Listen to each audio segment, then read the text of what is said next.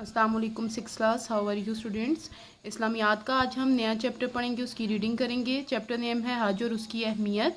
उसके बाद हमारे पास इसकी मेन 3 हेडिंग्स हैं, ठीक है ना। पहली हेडिंग है हमारे पास हज का मफहूम व तारुफ, दूसरी हेडिंग है हमारे पास हज की अहमियत व फजीलत, और तीसरी हेडिंग है हमारे पास हज की हकीकत। तो सबसे पहले हम फर्स्ट हेडिंग पढ़ते हैं, हज का मफहूम व तारुफ। हज अरकान इस्लाम में से एक अहम रुकन है। हज अल्लाह ताला की इबादत का पहला और कदीम तरीका है।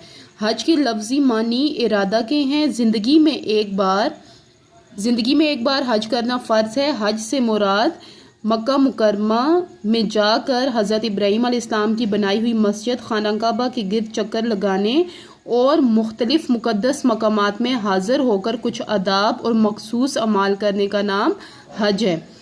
हज कई इबादतों का मजमुआ है। इन इबादत को मनासिक हज कहा जाता है। मनासिक हज 8 ज़ुल्हज से शुरू होकर 12 ज़ुल्हज तक जारी रहते हैं और हज का फरीज़ा अदा होता है।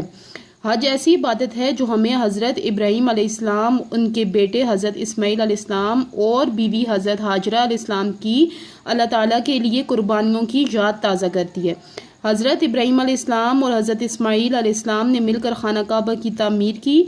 हज़रत इब्राहीम अलैहिस्सलाम ने अल्लाह ताला से दुआ की कि उनका अमल कबूल किया जाए और उनकी औलाद से फरमाबरदार लोग पैदा हों। उन्होंने मक्का मुकरमा को अमन और समरात का शहर बनाने की भी दुआ की। अल्लाह ताला ने उनकी दुआएं कबूल फरमाईं। हर साल लाखों फर्जंदाने तौहीद, फर्जंद की जमा है, यानी फर्जंद बेटे को कहते हैं। फर्जंदाने तौहीद और रिसालत दुनिया के हर मुल्क से हज के लिए अल्लाह ताला के घर में जमा होकर उनकी कुर्बानियों की याद को ताज़ा करते हैं। मालूमात आमा है, हज के तर्ज की एक दूसरी इबादत उम्रा है जो कि सुन्नत मुअक्कदा है।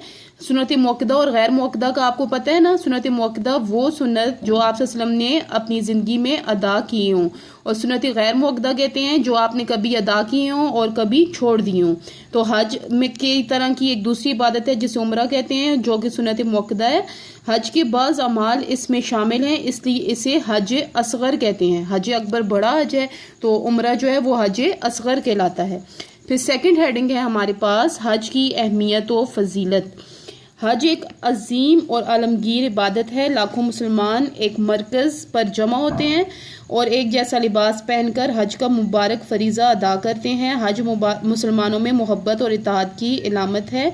हज पर जाने के लिए इस्तिताब इस्तिताअत होना ज़रूरी है। हर उस शख्स पर हज फ़र्ज़ है जिसके पास अहले खाना के अखराजात के अलावा मक्का मुकरमा जाने के लिए सवारी और रिहाइश के लिए माल मौजूद हो।